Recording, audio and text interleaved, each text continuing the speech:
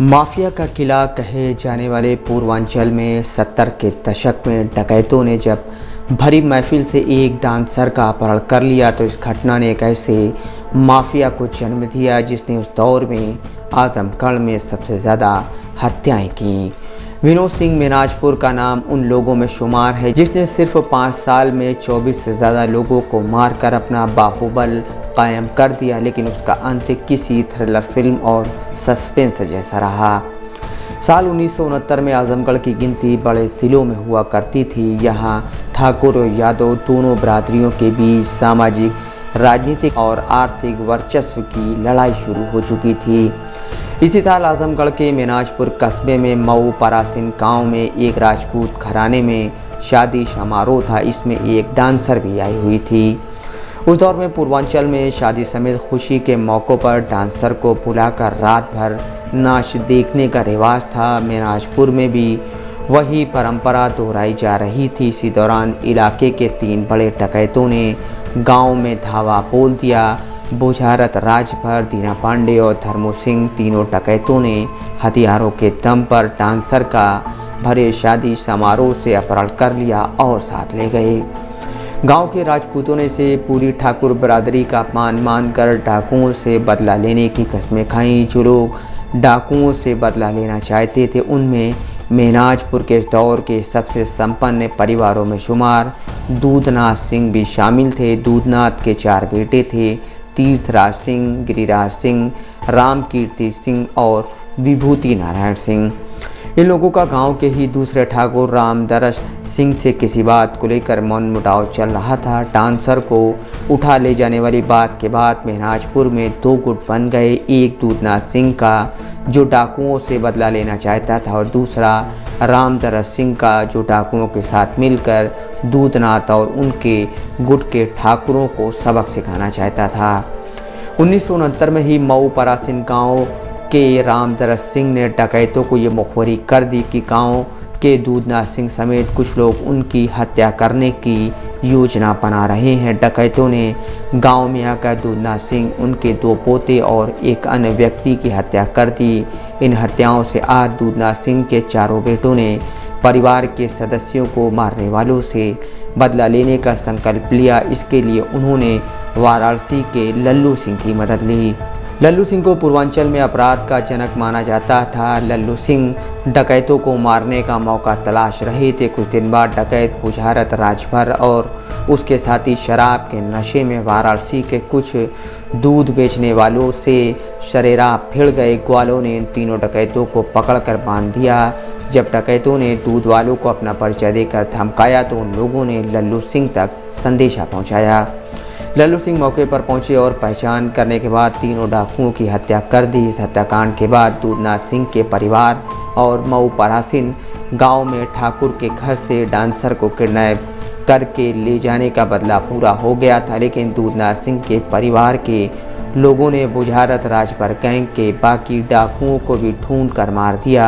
इसके कुछ साल बाद दूधनाथ के बेटे विभूति नारायण सिंह की हत्या हुई। इसी हत्या ने मिनाजपुर कस्बे को आजमगढ़ का पहला बाहुबली दिया। 1986 में दूधनाथ सिंह के बेटे विभूति नारायण सिंह को मिनाजपुर बाजार में कुछ लोगों ने दिन दहाड़े गोलियों से छलनी कर दिया। उनकी हत्या में वहीं के मूलचंद यादव समेत कई लोग नामजद हुए। विभूति सिंह के 4 लड़के थे, बालिंजर सिंह, राजेश, मनोज और विनोद सिंह। 1995 में विनोद सिंह अपने एक दोस्त के साथ मिनाजपुर बाजार गए थे। वहां साजिशन उस पर फायरिंग होने लगी। जवाबी हमले में विनोद के तमंचे से एक हमलावर आलोक सिंह मारा गया। ये विनोद सिंह के हाथों अनजाने में हुआ पहला कत्ल था। कुछ दिन फरार रहने के बाद उसे जेल जाना पड़ा। सलाखों के पीछे विनोद सिंह को कई ऐसे लोग मिले जिन्होंने उसे अपराध की दुनिया में अपना नाम कमाने का सपना दिखाया। 1996 में विनोद सिंह रिहा हुआ। इसके बाद मिनाजपुर और आसपास के कस्बों में उसकी दबंगई और कत्लेआम का दौर शुरू हो गया। 1996 में जमानत पर छूटने के करीब 5-6 महीने बाद विनोद सिंह ने अपने दोस्त मुन्ना और छुन्ना के साथ मिलकर मिनाजपुर के पास ठेकमा के दबंग पंचानन के घर हथियारों से लैस होकर हमला कर दिया। फायरिंग में पंचानन किसी तरह बच गया, लेकिन इस घटना के बाद पुलिस ने विनोद सिंह और उसके साथियों को गिरफ्तार करने के लिए दबिश दी। मुठभेड़ हुई जिसमें छुन्ना मारा गया, लेकिन विनोद सिंह फरार हो गया। मेहनाजपुर थाने की पुलिस ने उस पर इनाम घोषित कर दिया। यहाँ से विनोद सिंह के नाम के साथ विनोद सिंह मेहनाजपुर जुड़ गया, जो थाने का सबसे कुख्यात हिस्ट्री शीटर और आजमगढ़ का दुर्दांत गैंगस्टर बना। विनोद सिंह की फरारी के दौरान ही उसकी बहन की शादी तय हुई। गुपचुप तरीके से विनोद ने उस शादी में सहयोग किया और बहन की विदाई के बाद उसने एक बार फिर खुलकर हथियार उठा लिया। अपने पिता के कत्ल के आरोपी मूलचंद यादव समेत उसके गुट के दर्जन भर से ज़्यादा लोगों की एक एक करके हत्या कर दी। साल 2000 तक विनोद सिंह ने मेहनाजपुर और आसपास के कस्बों में अपने विरोधियों और बाहुबल को चुनौती देने वाले कई लोगों का कत्ल कर दिया। 1995 में आत्मरक्षा में हुए पहले मर्डर के बाद सिर्फ 5 साल में 24 से ज़्यादा लोगों की हत्याएं कर दी। इतने हत्याकांड के बाद विनोद सिंह को लोग विनोद सिंह मेहनाजपुर कहने लगे थे, क्योंकि तब तक वो मेहनाजपुर थाने में लगभग हर बड़े अपराध के आरोपी के तौर पर दर्ज हो चुका था। लेकिन एक दिन गुनाहों के इसी रास्ते पर चलते हुए उसका सामना अजीबोगरीब ढंग से आई मौत से हो गया।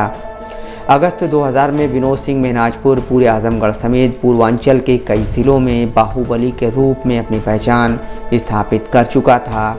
एक दिन विनोद सिंह अपने गांव मऊ मरासिन के बराबर वाले गांव में आया था। विरोधियों ने इस बात की मुखबिरी पुलिस को कर दी। इसके बाद पूरे आजमगढ़ में हड़कंप मच गया। DM, SP, police force, PAC के जवान समेत कई थानों की फोर्स ने गांव में डेरा डाल दिया।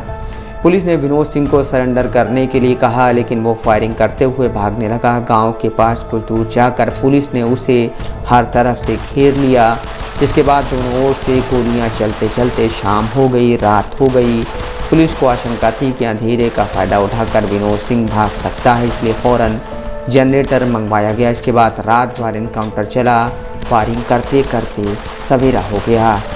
आज तक पुलिस की बंदूक से निकली सैकड़ों गोलियों में से एक भी गोली विनोद सिंह को छू भी नहीं सकी थी, लेकिन विनोद सिंह को एहसास हो चुका था उसकी मौत करीब है। उसने सोचा कि अब उसका बचना नामुमकिन है, क्योंकि उसके पास गोलियां ख़त्म हो चुकी थीं।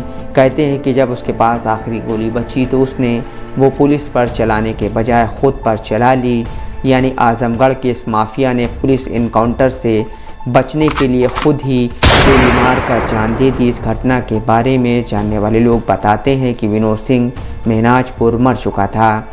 पुलिस को इस बात की खबर ही नहीं थी कि वो मर चुका है, क्योंकि वो फायरिंग भले ही नहीं कर रहा था, लेकिन जिंदा है या नहीं इसकी पुष्टि नहीं हो पा रही थी। कई घंटों इंतज़ार करने के बाद पुलिस टीम के लोग उसके शव के पास गए और फिर उसके शव को गोलियां मारकर इस बात की तस्दीक कर ली कि माफिया विनोद सिंह मेहनाजपुर मर चुका है। उसके शव के पास से पुलिस को कार्बाइन और 303 बोर की राइफल मिली। आजमगढ़ के क्राइम रिकॉर्ड में आज भी विनोद सिंह मेहनाजपुर एक खूंखार और दुर्दांत गैंगस्टर माफिया के रूप में दर्ज है। Abhishek Tiwari, Dastak live news.